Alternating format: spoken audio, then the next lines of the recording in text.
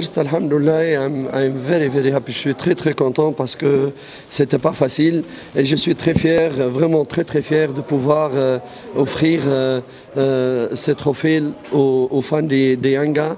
Après la patience plusieurs années, je suis très respectueux envers eux et je les remercie pour leur support et j'offre ces trophées vraiment pour eux.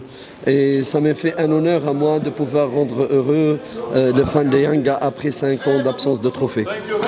Anashukuru, anafurahi sana na kuwashukuru mashabiki wa Yanga na hili kombe anaidedicate kwa mashabiki wa Yanga sababu ni mashabiki ambao they are very fantastic, walimsupport kuanzia mwanzo hadi mwisho. Wanajua kama walikuwa wanasubiri kwa hamu kabisa sikia leo na kombe kama na hili, so kwa kweli ana furaha kubwa na anawapenda sana mashabiki wa Yanga na hili kombe anawatolea washabiki wa Yanga kama zawadi yao. Kipindi cha kwanza tuliona Yanga hailikuwa haina muonekano kwamba itapata kushinda, lakini tumeona comeback ambao umefanya kipindi cha pili, lakini pia tumeona Maile amepachika magoli mawili katika siku ya leo na kumpita George Mpole ambaye alikuwa hapo mbele anaongoza.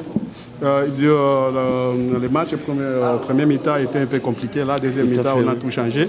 Et puis Maël a marqué 2 buts. Il vient de dépasser son adversaire qui avait 15, lui maintenant à 16. Comment vous parlez à propos de ça? Oui, l'adversaire nous a surpris en un jeu marquage individuel pour le joueur de milieu de terrain. C'est un jeu c'est-à-dire un peu à l'ancienne parce qu'on joue en zone, maintenant on ne joue plus individuel. Mais il nous a vraiment bloqué parce que nos joueurs n'avaient pas l'habitude. Si vous avez remarqué, je demandais de donner des consignes de la ligne à Faisal de s'écarter pour tirer l'homme qu'il détenait pour qu'il puisse créer des espaces pour les autres attaquants.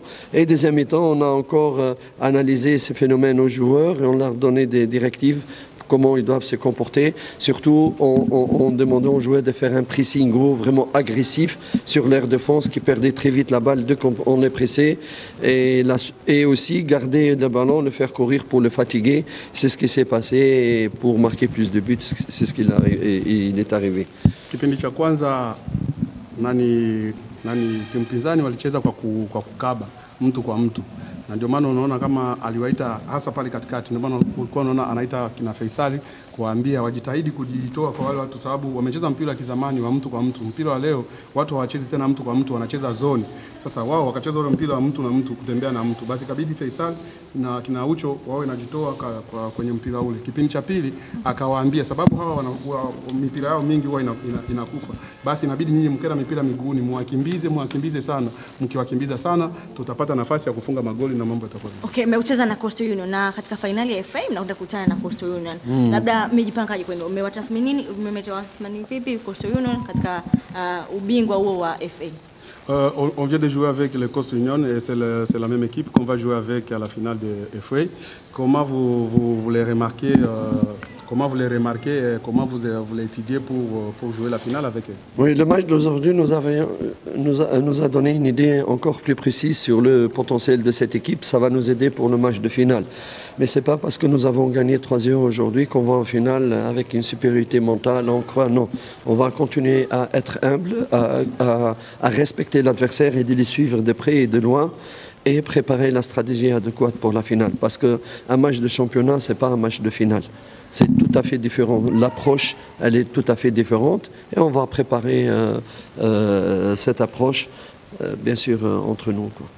Mechi ya leo imetupatia tathmini nzima ya mechi ya finali, sababu kuna vitu ambavyo tutarekebisha kutokana na jinsi tulivyoona leo, ila kujua kama mechi ya finali ni tofauti na mechi ya ligi.